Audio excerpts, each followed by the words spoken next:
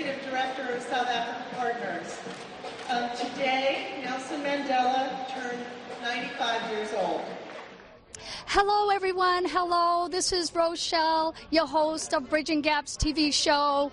I am here at the wonderful and grand event, Nelson Mandela Day. We are here to celebrate in commemoration of his 95th birthday. And we are here at the Old South Church in Copley Square. We are very honored to be at this event. On behalf of the Bridging Gaps TV show and CCTV, our thanks go out to the City of Boston, Governor Deval Patrick, Mayor Menino, His Excellency from the South African Embassy, Johnny Maloto, and Executive Director of SA Partners, Mary Tassila. And I understand from reports that he is doing better, and there is even talk of his perhaps going home. So he's never been one to not defy expectations. And he's also not someone who ever really liked drawing attention to himself unnecessarily. So I imagine he's probably a little bit puzzled about all the fuss, these events happening all over the world to celebrate his birthday. And he probably was a little baffled when the UN in 2009 declared July 18th Nelson Mandela Day. And he imagined, once again, how did I get here? The arc of his life, from activist, lawyer, to prisoner, negotiator, president, and then, as he likes to joke, a pensioner. But even as he was contemplating the vast landscape of his history, I think he appreciated the opportunity that this day provides. Nelson Mandela was always a very gifted organizer, always looking for the opportunity to advance his goals.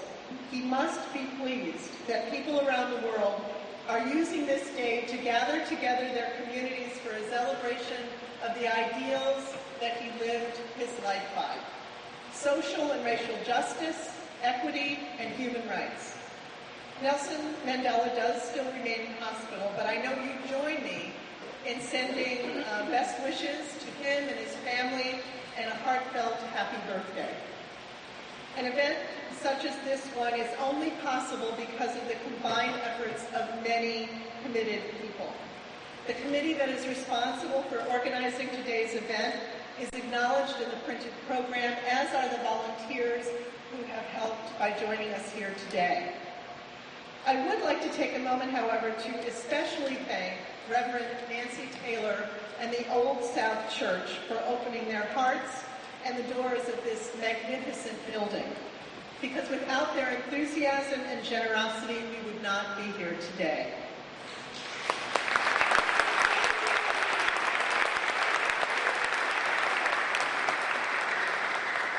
I also want to acknowledge and thank the dignitaries who have joined us today to be part of the program: Governor Patrick, Mayor Menino, who is on his way still, and Mr. Johnny Maloto from the South African Embassy in Washington, D.C., and other officials and special guests who have taken the time to join us here today. In particular, I'd like to thank Speaker Robert DeLeo, Representative Jason Lewis, Representative Kay Khan, and anyone else who I may have missed. We are all grateful that you have prioritized this event today to be here with us. To begin the program, I would now like to welcome Bishop Barbara Harris. Before she comes up to the podium, however, I think it's interesting to note that exactly 1 year before Nelson Mandela was released from prison, she was consecrated a bishop on February 11, 1989, the first woman to be ordained to the episcopate in the worldwide Anglican Communion. And on the 1-year anniversary of that honor, Bishop Harris was working with local organizers in Boston to plan a celebration for Nelson Mandela's release from prison, which was on February 11, 1990. And so, please welcome Bishop Harris.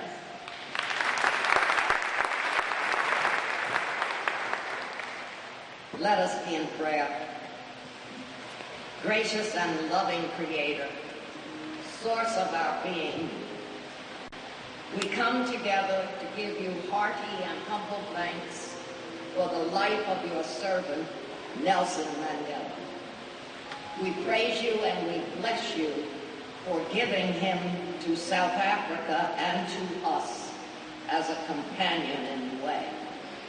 We stand humbly instructed and inspired by his steadfast belief in and his struggle for justice and equality, and for that unquenchable hope for recognition of the dignity of every human being.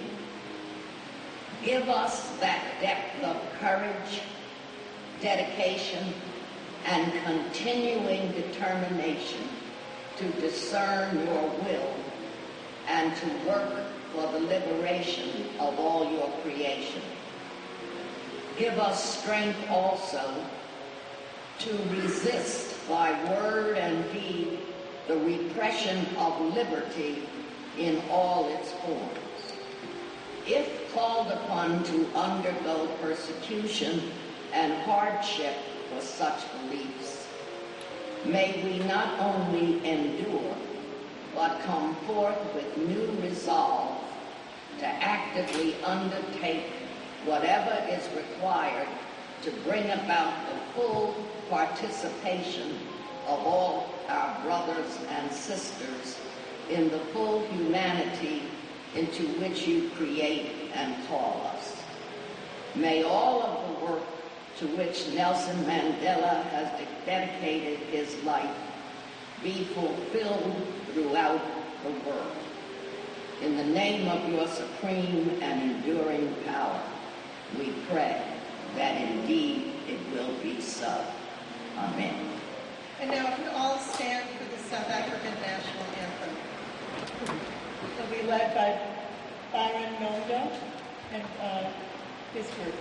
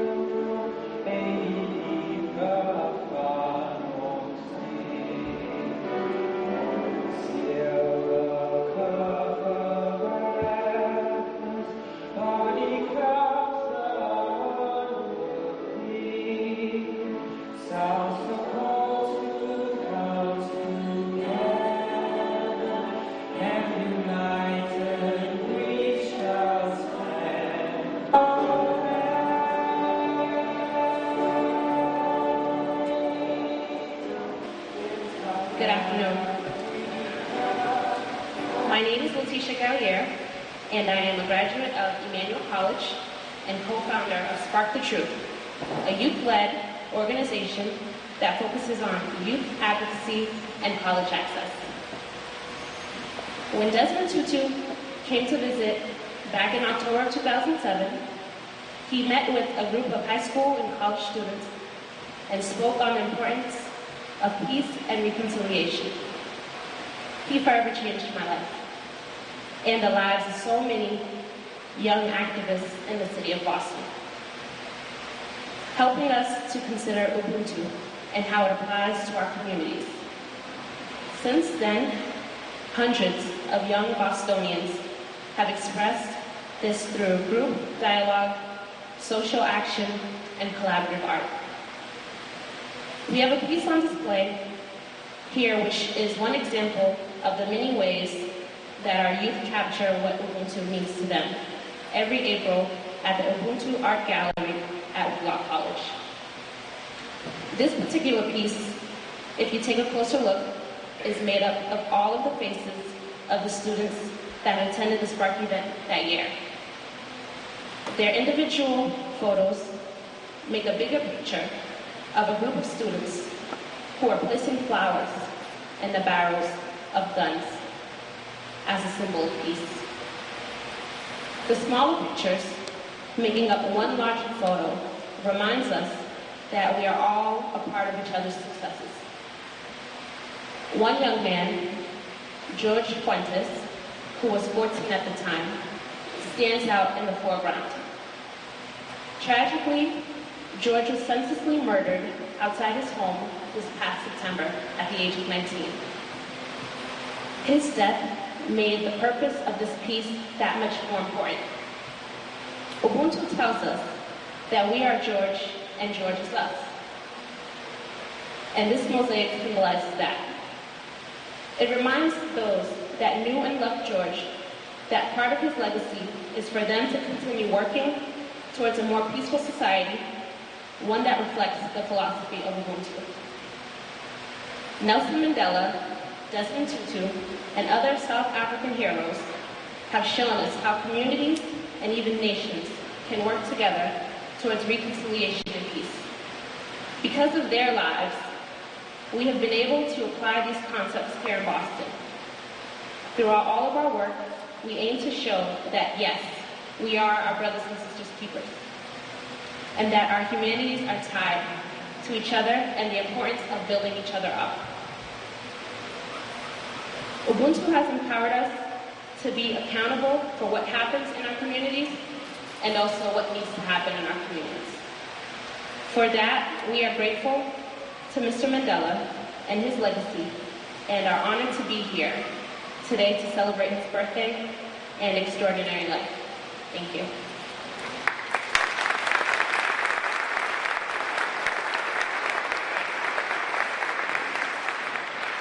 And now a group from St. Stephen's Youth Program will join Byron and his fellow musicians in a piece that will incorporate some of the sayings or quotes of Nelson Mandela.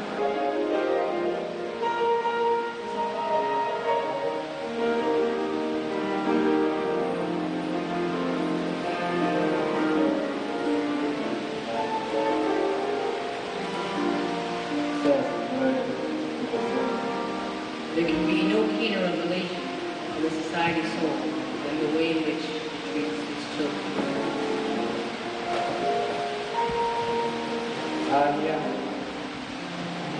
It is my deepest conviction that our children should be seen and heard as our most treasured assets. They are not ours to be used or abused, but to be loved, nurtured, and encouraged to engage in life to the full extent of their being free and fair. Children are the rock on which our future will be built, the leaders of our country for good or ill, which is why the rich potential in each child must be developed into skills and the knowledge that our society needs to enable it to prosper. Almost time. If you want to make peace with your enemy, you have to work with your enemy. Then he becomes a partner.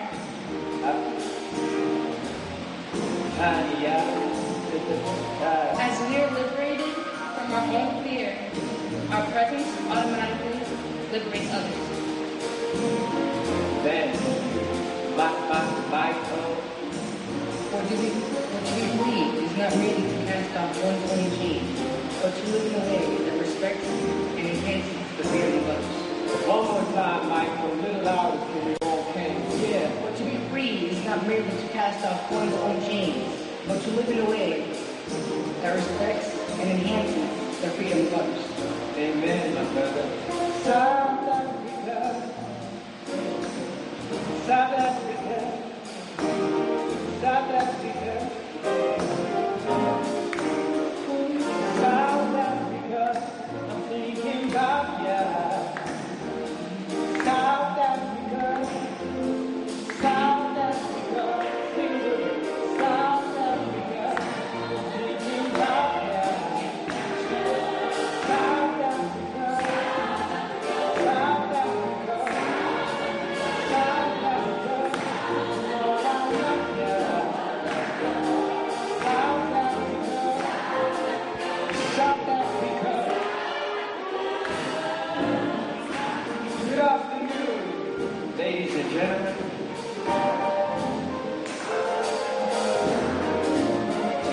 As Mr. Nelson Mandela said once upon a time, we all know it well that none of us alone can achieve success. We must therefore act as united people for nation reconciliation, for nation building, for the birth of a new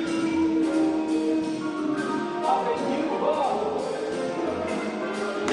Can you hear me? Can you hear me out there? Let there be justice for all. Let there be peace for all.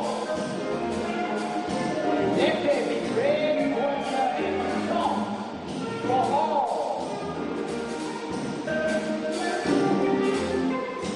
And each know that the mind, the body, and the soul has been freed to liberate itself.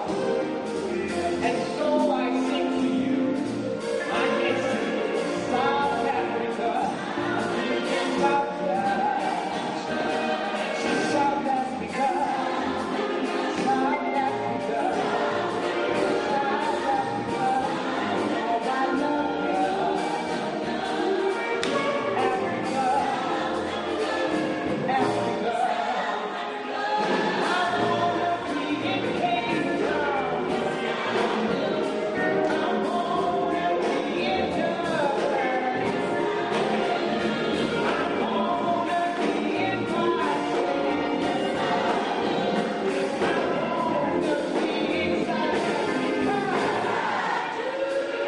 South Africa, I'm thinking about ya. South Africa, South Africa,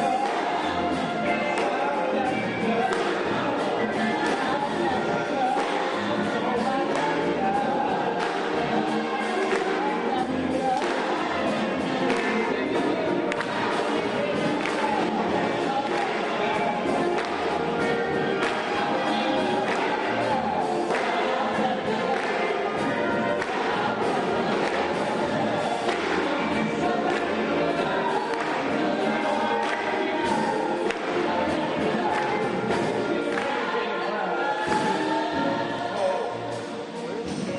I grew up in South Africa myself.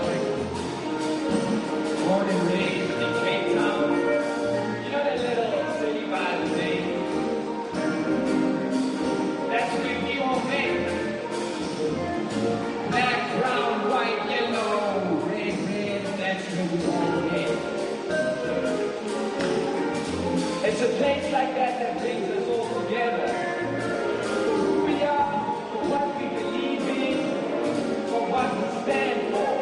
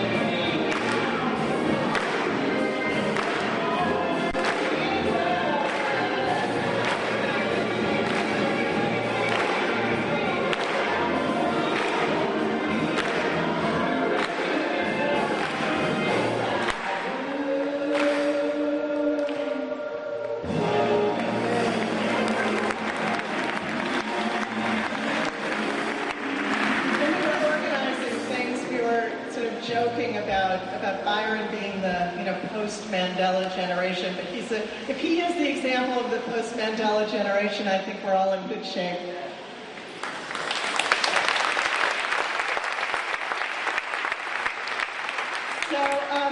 Massachusetts, as many people in this room know, has a strong link to South Africa's history, having often been at the forefront of the U.S. anti-apartheid movement.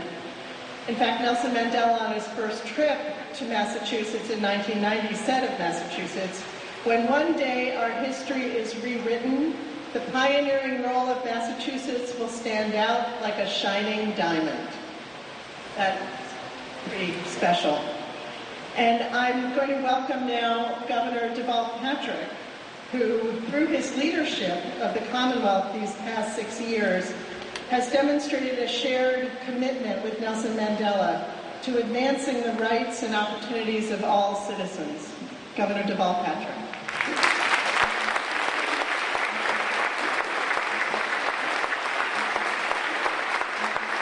Thank you very much. Thank you, Mary, for the warm introduction and for the wonderful work of the South Africa partners. To Bishop Harris and Reverend Taylor and all the Reverend clergy who are here, Minister Moloto, whom I hope you will, on behalf of us all here in the Commonwealth, convey our best birthday wishes and wishes for a speedy recovery to President Mandela. To Speaker Robert DeLeo and the members of the legislature who are here, to the mayor who will be here in just a minute, all of my brothers and sisters, good afternoon. I am very, very pleased to be here this afternoon to celebrate 95 years of a living example of the power of leading by love. You don't hear leaders talk much about leadership by love, not nowadays. You hear forceful leadership, cunning leadership, smart leadership, strong leadership, but you don't hear much about loving leadership. But it might be that loving leadership, that leadership by love, is the most powerful kind of leadership, and that Nelson Mandela may be the most and best example of that. Because when you consider generations of apartheid in South Africa, a systematic organization to grind up human dignity and cause people to lose hope in tomorrow,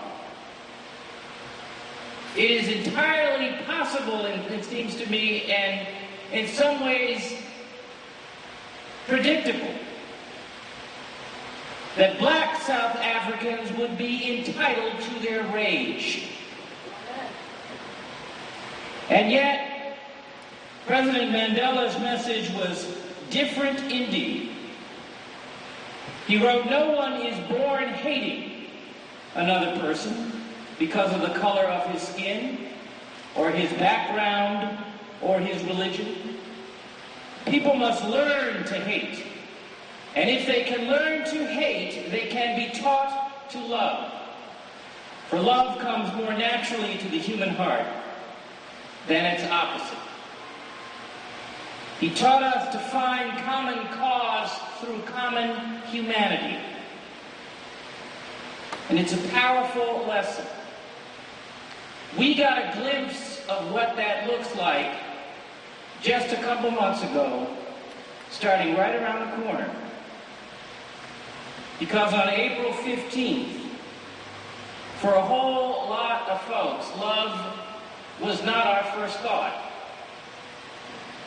The horrific events of that day brought such tragedy, devastation, the deaths of 3 innocents from the blasts and of an MIT police officer 5 days later, the brutal and in some cases profound injury of hundreds of others, the shock to us all.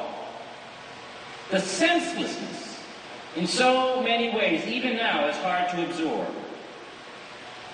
And yet, in some ways, Marathon Monday and the days following brought out the best in our community.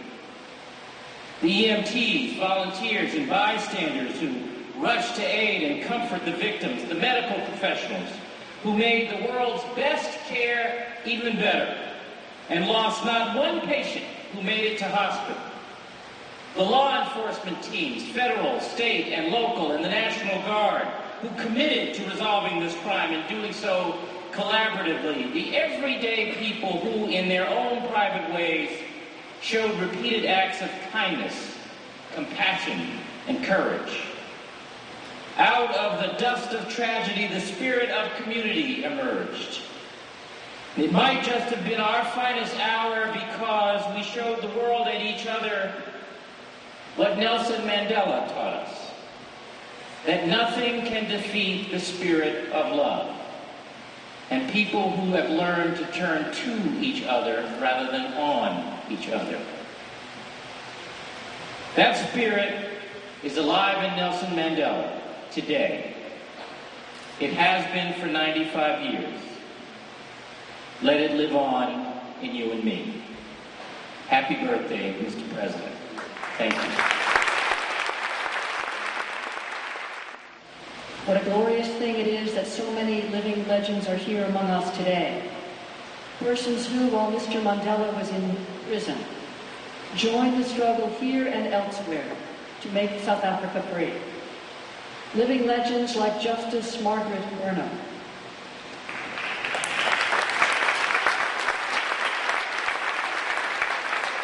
living legends like Representatives Mel King and Byron Rushing.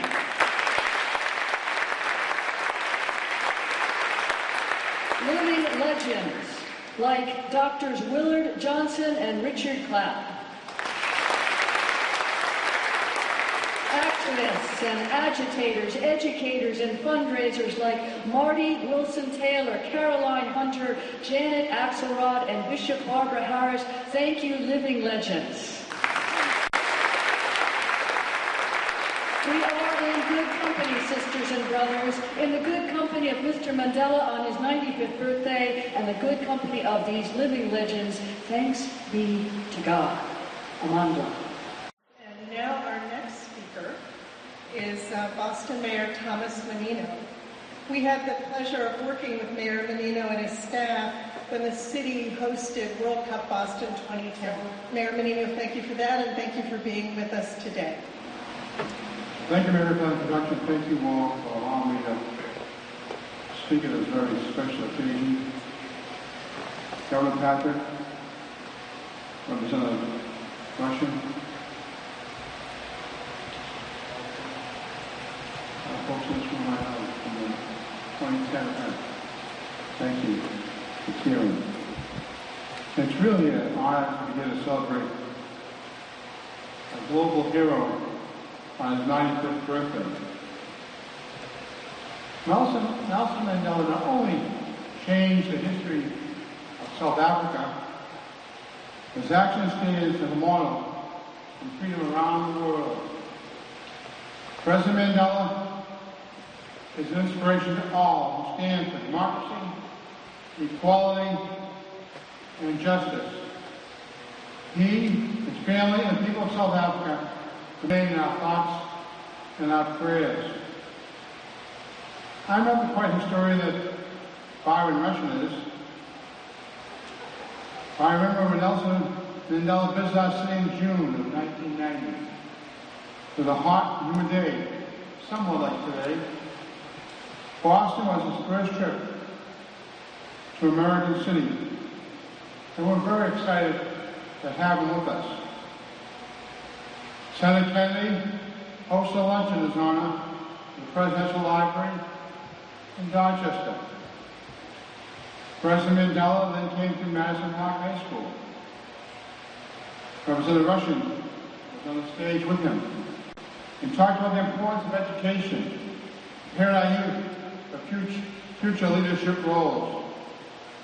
And then we had over 300,000 people come to see him on the Esplanade. Singer Stevie Wonder and Paul Simon performed. But Nelson Mandela's words provided the most lyrical music of the day. Referring to our shared love of history and leadership, the anti-apartheid movement, he says, together we have turned the wheel of history in favor of liberty. I am so proud that Nelson Mandela felt a deep kinship to the ideals and hopes of Boston and Massachusetts.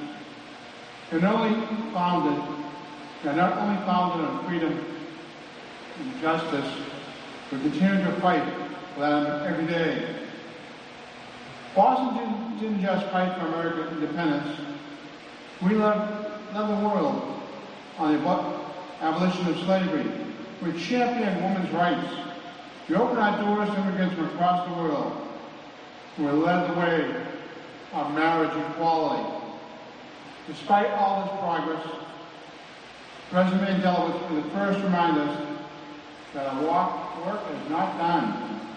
Protecting and strengthening human rights is not a static activity.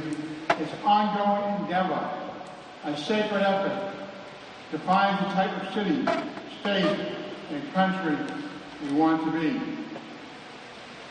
So I just say to you all today, what a pleasure it is, by honoring President Mandela every time we stand up for justice, expanded opportunities, demand equality, and ease suffering. I also want to thank everyone today who volunteered at various sites across the city and the Commonwealth as part of this day of service. Let us all follow their example to honor Nelson Mandela's legacy forever. Thank you very much.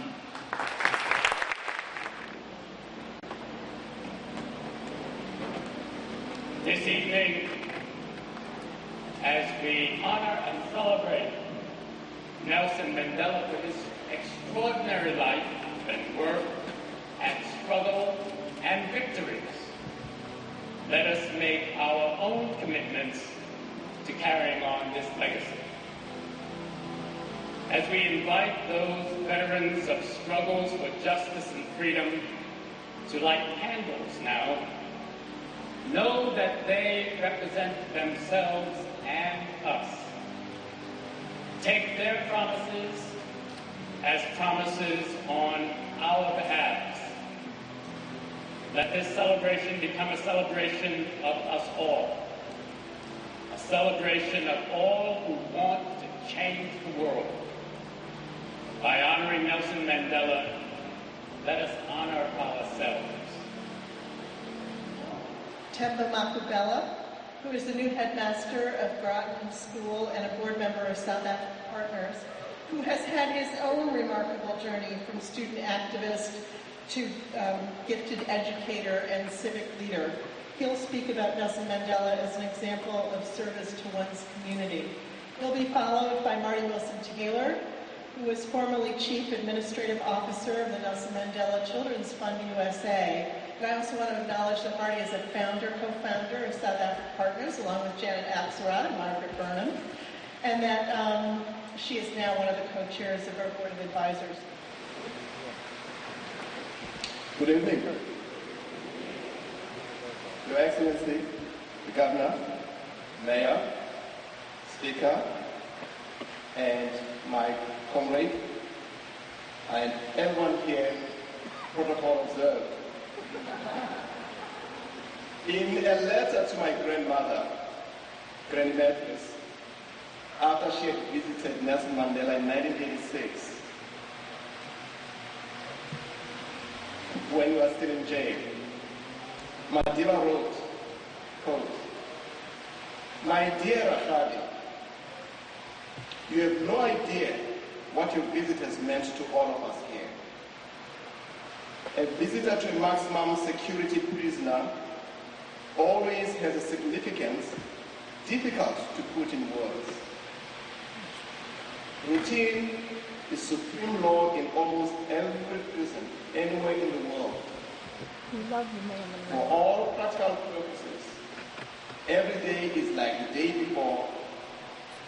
Same surroundings, same faces, same dialogue, same colors, same orders, walls rising in the skies, and the ever-present feeling that outside the prison gates is an exciting world to which you have no access. Today, from Boston, Massachusetts, to B.A.J.O.R Eastern Cape, the mayors and governors of these two sister provinces are walking tall because their cities and state chief executives are acknowledging the significance of a day we mark in 67 very meaningful minutes of service. When multiplied by the multitudes in our respective states and countries, these minutes will make an impact far bigger than doing the service in isolation. While we acknowledge, all of us here, that there is no other Mandela, our strength is in our numbers. And through our collective service, as we honor Oleshata, the message to those gathered here and elsewhere, including his village, Unu, to the children of Epiphany School, I spoke to yesterday at their summer camp at Rotten School. The message is simply, find your own Mandela. Locate and unlock your strength from within. Once unlocked, deliver and produce through engaging in 67 minutes of meaningful service. It's never too late to start. You may do so in many ways, such as reading to a child, tutoring a class, serving the vulnerable, or tending to a neighborhood through recycling, tending to beautiful Boston.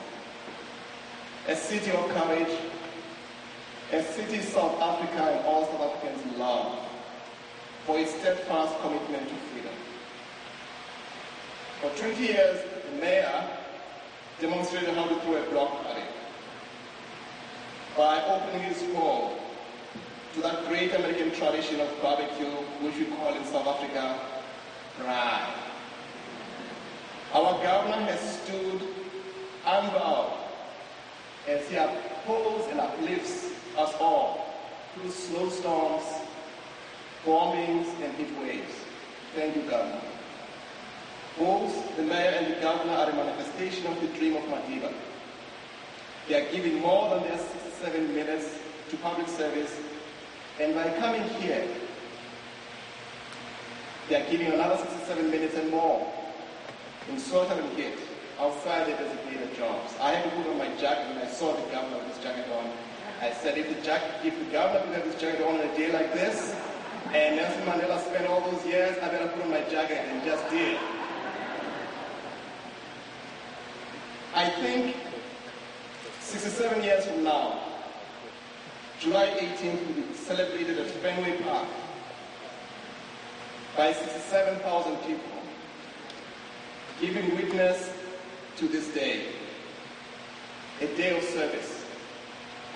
They will remember Tival Patrick, Mayor Menino, Mary Tiseo, Martin Luther Taylor and their South Africa partners, and all of you for starting a movement that galvanized the citizens to serve in the name of reconciliation. Find your own Mandela. In his last 6 months as President of South Africa, Maejah asked his staff to round up his 80-something-year-old friends from Soweto to Alexander Townships and anything in between. And he was using state cards. We heard from my late father-in-law, Randall Kutini, his classmate, who was among those invited, that the idea was simple, elegant, and had a common touch that only Maejah could pull off. The idea was, my friends are around me, my companions are around me, you stood with me for over 40 years, and even though I had 1,000 wounds in my heart, I knew you were there fighting for me. Let us have a good time. Let us continue to serve. That was his version of a block party. The lesson behind this act of looking back, this act of giving back, this act of humility is rooted in our commonly held Ubuntu. Everyone who's here is an African. That is pure science. Some of you are recently departed from Africa, others a long time ago, but you're all African. And you have Ubuntu, each and every one of you. Ubuntu demands that we look back, give back, and serve. Ubuntu demands that we find our own Mandela. Ubuntu demands that we locate it from within. Ubuntu says, root out hatred so that the seeds of inclusion can be cultivated and nurtured. In conclusion, Maejah uttered these words to signify what this day means to him. Quote, our struggle for freedom and justice was a collective effort. Mandela Day should be no different. It is in your hands to create a better world for all who live in it. Mandela Day will not be a holiday, but a day devoted to service. It is our hope that people will dedicate their time and effort to improve conditions within their own communities. Let us honor that spirit. I thank you.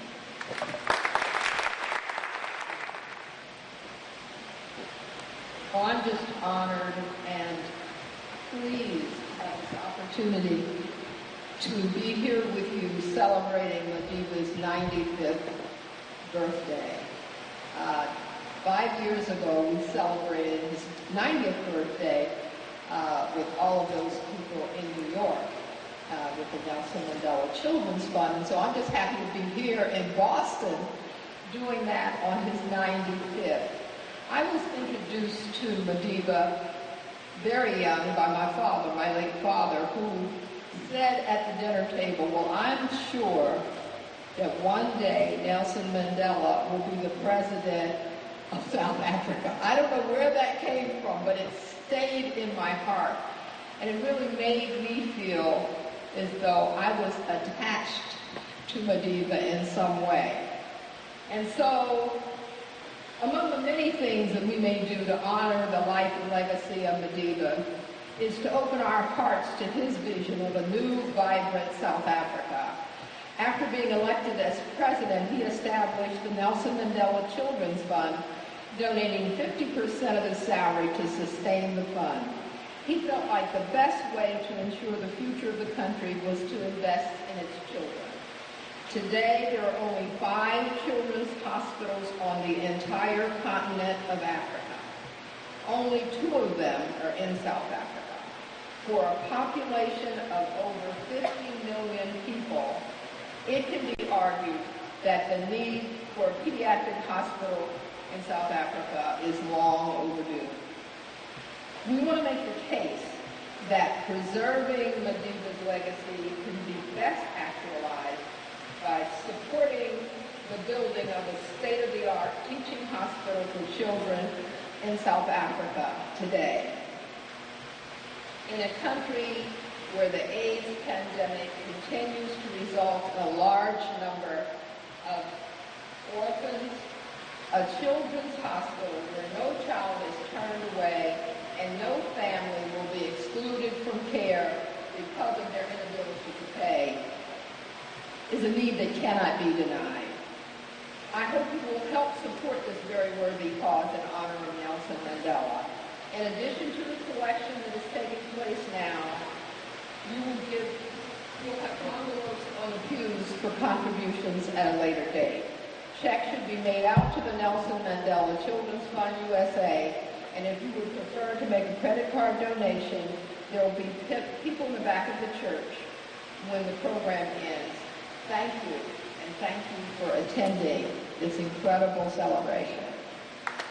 I'd now like to introduce Mr. Johnny Malota, who is the Deputy Chief of Mission from the South African Embassy in Washington, D.C. Program Director, M.A.J.O.R, a good friend of the Embassy and a good friend of South Africa, His Excellency, Governor Patrick Duval, Governor of the Commonwealth of Massachusetts, the Mayor who has just left, as well as the Speaker, fellow South Africans, friends of South Africa, distinguished guests, ladies and gentlemen. I would like just to start with good news to indicate to you that As of this afternoon, Madiba has actually started opening his eyes and smiling, so he's responding very well to treatment.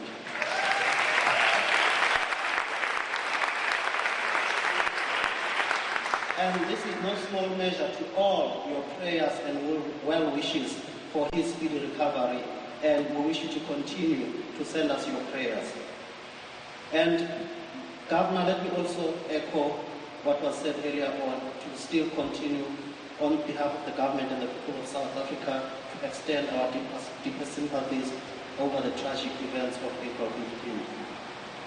It is indeed a great honor for me to be amongst all of you this evening, and thanks to SA Partners for inviting us yet again.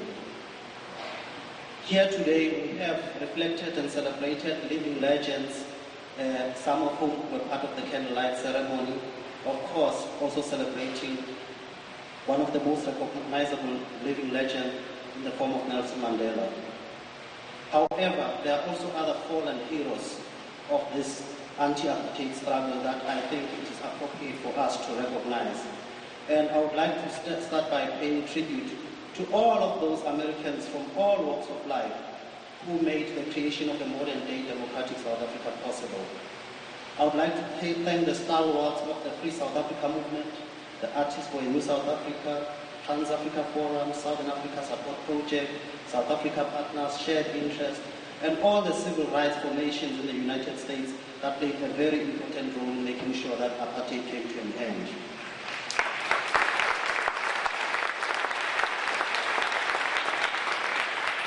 You will recall that many of you, during the days of the Free South Africa movement, were arrested in front of our embassy on Massachusetts Avenue. I can tell you that as we stand today with our embassy being under renovation, you are all welcome guests of the South African embassy, and nobody shall be arrested.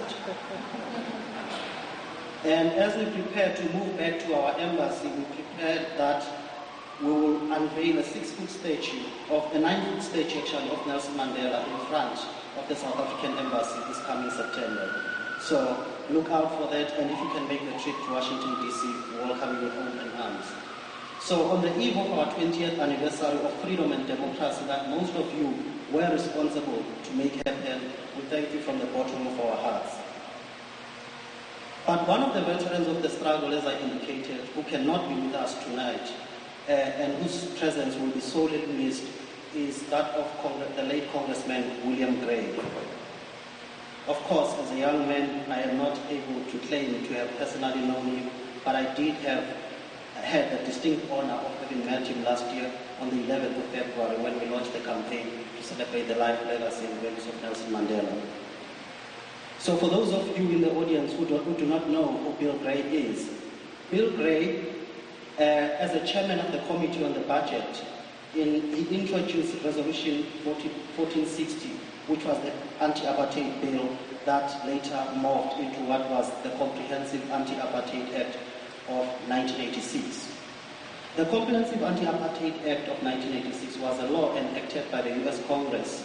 It was sponsored by Representative Ron Dellums, who's with the support of Congressional Black Caucus and Representative Howard Wolpe, as well as Republican Senator Richard Lugar.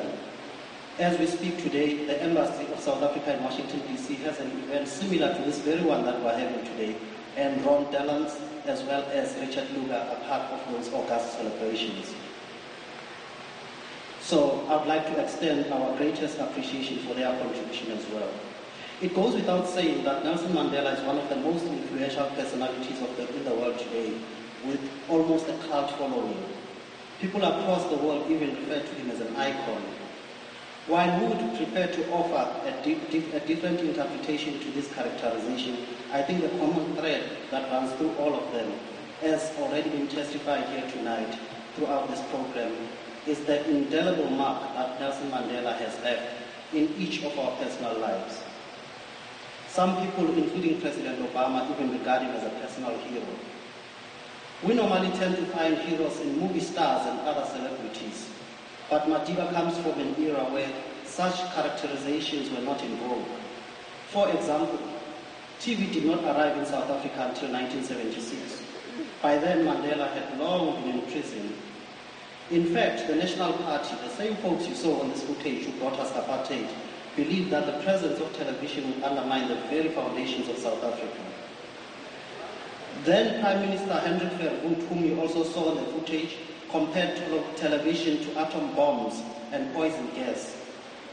Dr. Albert Herzog, who was then Minister of Posts and Telecommunications, argued that television would show interracial films and make non-whites dissatisfied with their lot, which was true given the atrocious human condition that the apartheid machinery had created out of the African underclass.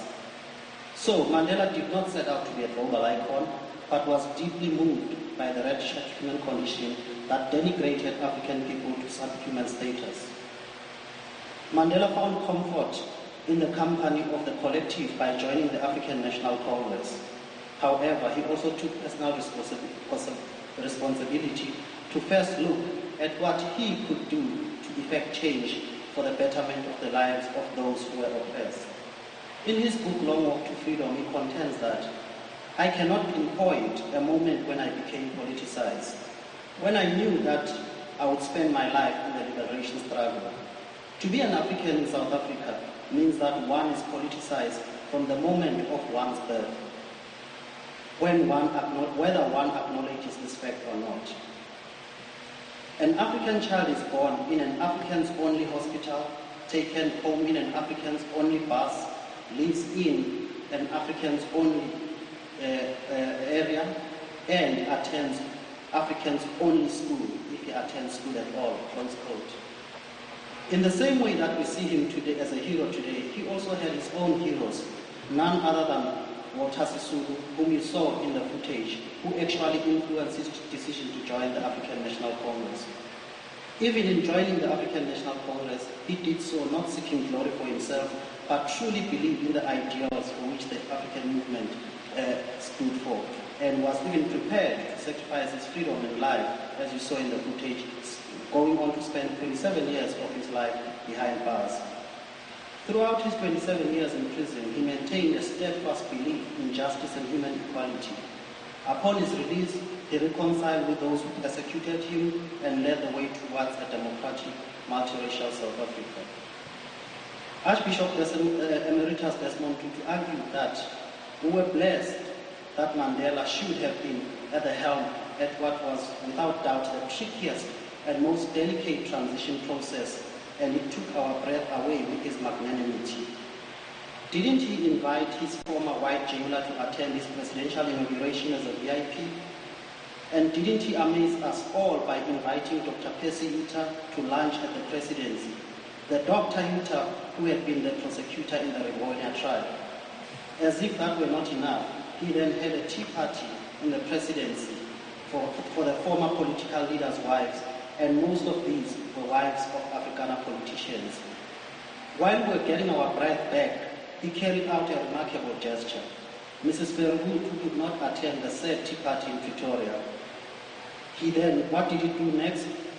Mandela flew to Orania and had a tea party of his own with the widow of the high priest of apartheid.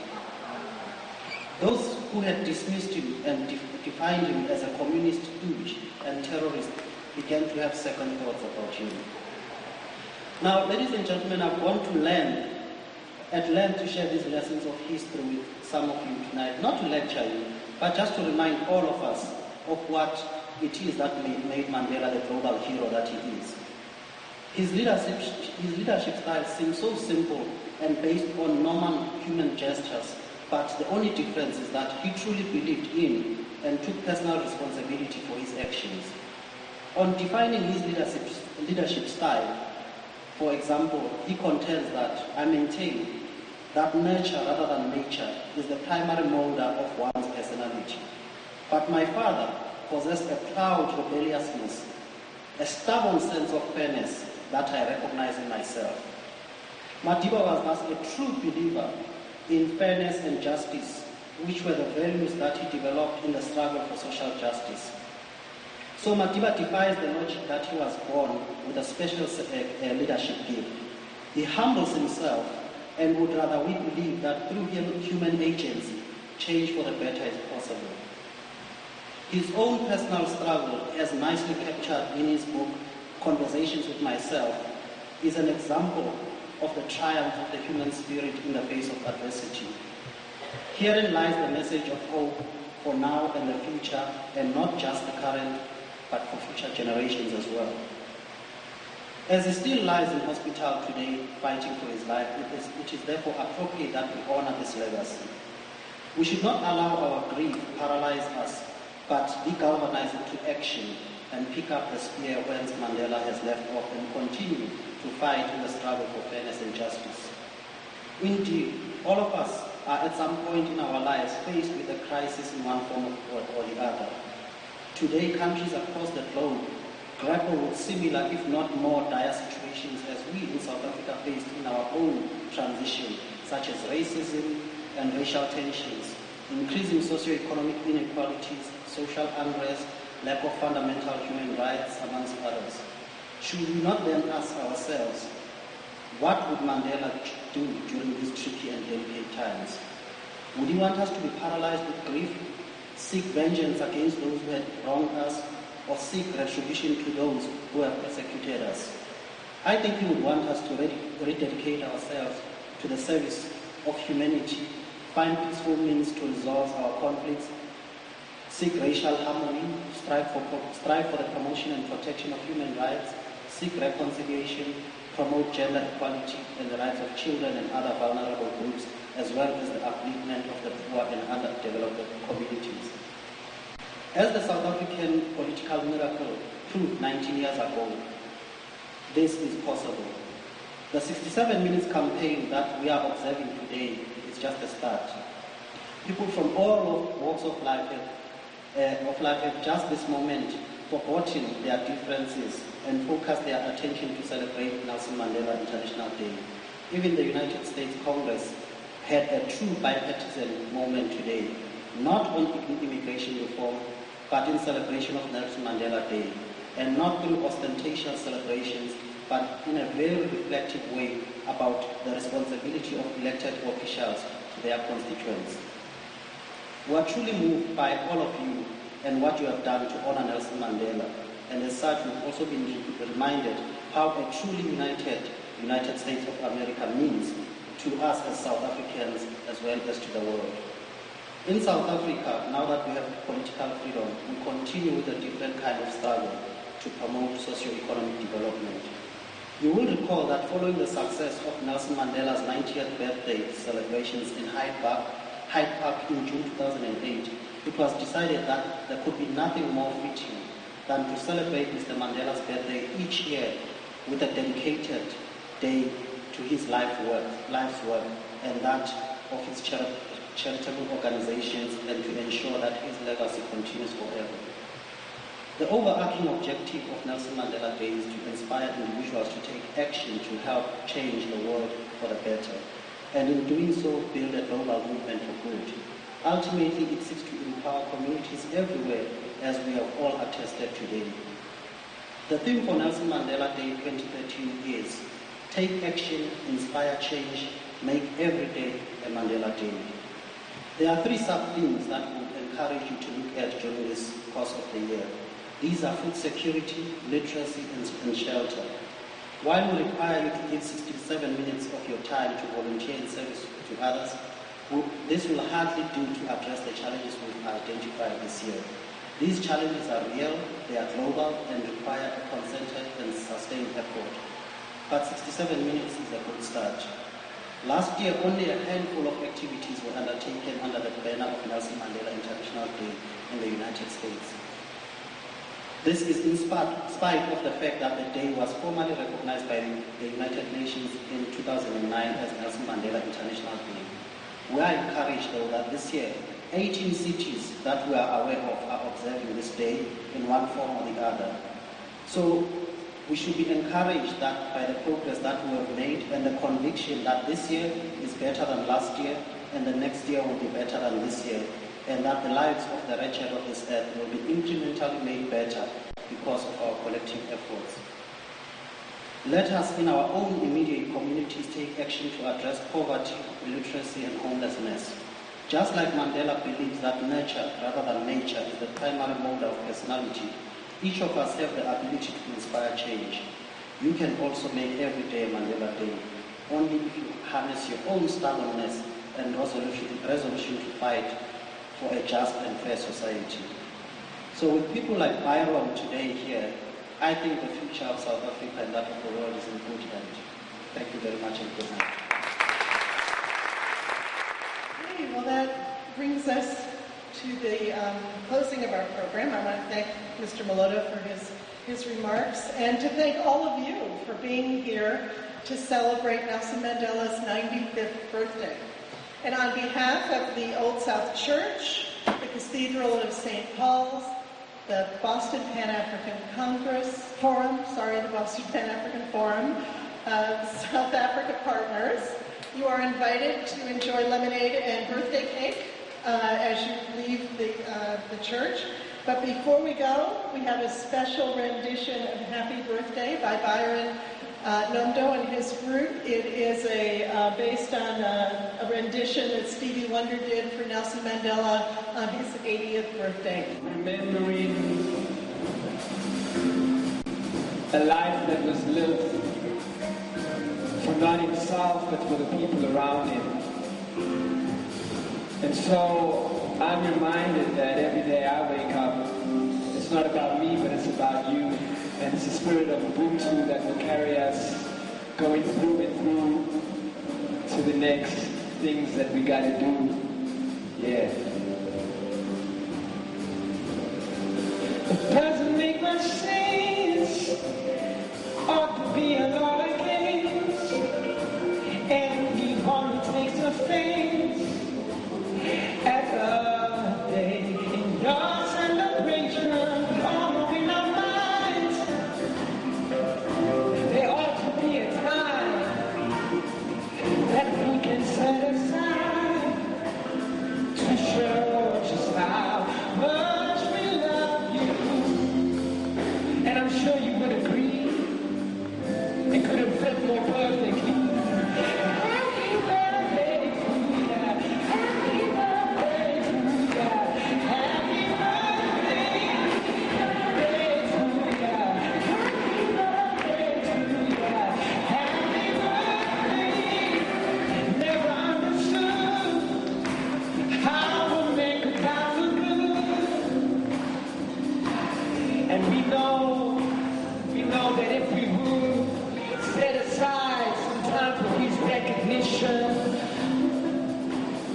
because it should never be that some cannot see the dream as clear as he. It's not an illusion.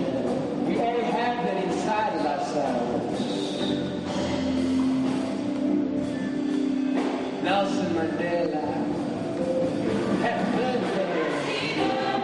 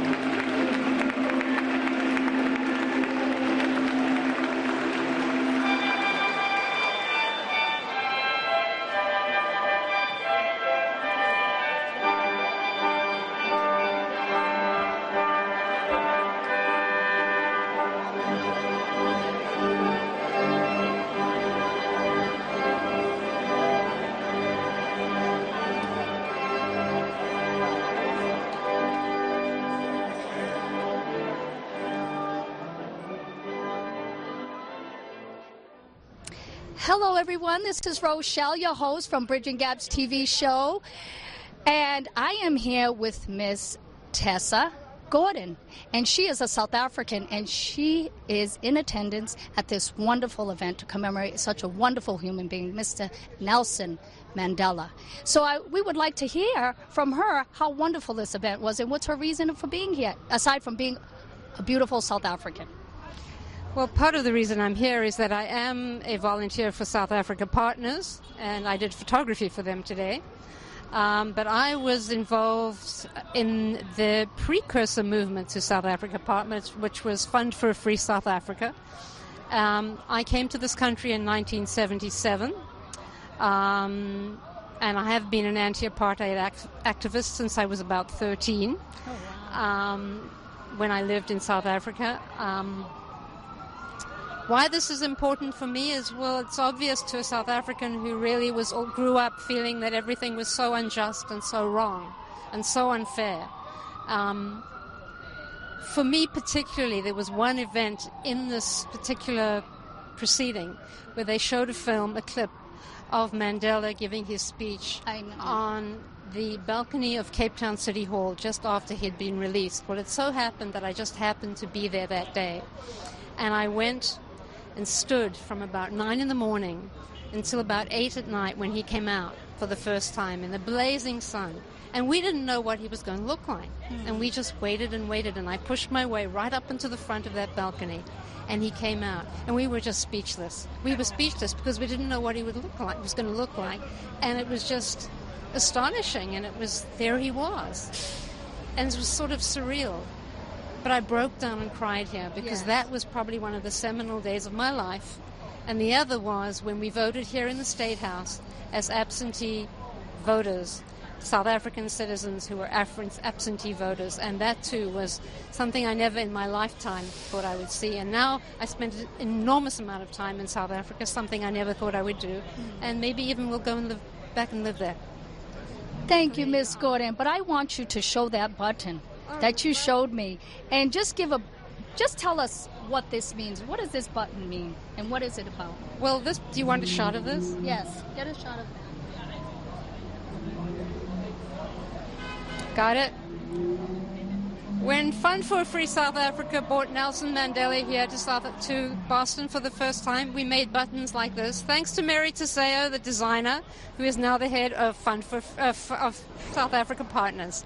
And I found this in my drawer today. And I said to Mary, you should stick to your day job. But it's a great memory of the time when Mandela came out and came home. And I have with me here a very special guest to talk about what Nelson Mandela and this day means to him and why he's here. Hello, sir. What's your name? Hi, my name is Stuart Ting Chong. Okay. And I'm from South Africa. I was born in South Africa. I was a victim of the apartheid regime. I was the first time I voted in my life was in 1994. And couldn't go to a white school, so suffered under the racist laws of apartheid. And for me to honor Nelson Mandela, and I wrote that he is my hero and will always be my hero, because coming from a background of apartheid, I carry a lot of anger, and to hold Nelson Mandela up as a symbol of reconciliation. If somebody can go through so much and yet offer a hand of friendship, what right do I have to hold any anger against the government of the time? And so it's really to honor the man, a statesman that I believe is nobody can compare to. Thank you so much. And as we all feel, he has taught us to be compassionate. And he's a wonderful human being to us all, and more so to South Africans because of the apartheid. And as you said, you suffered under the regime. So we thank you for being here, Boston. And, you know, it's a wonderful event to commemorate such a wonderful human being. Thank you. Thank you. Thank you for your time. So there you have it, everyone. This commemoration of Nelson Mandela's 95th birthday. I'm your host, Rochelle, at Bridging Gaps TV show, and we're going to say goodnight and thank you for wonderful Cambridge and CCTV.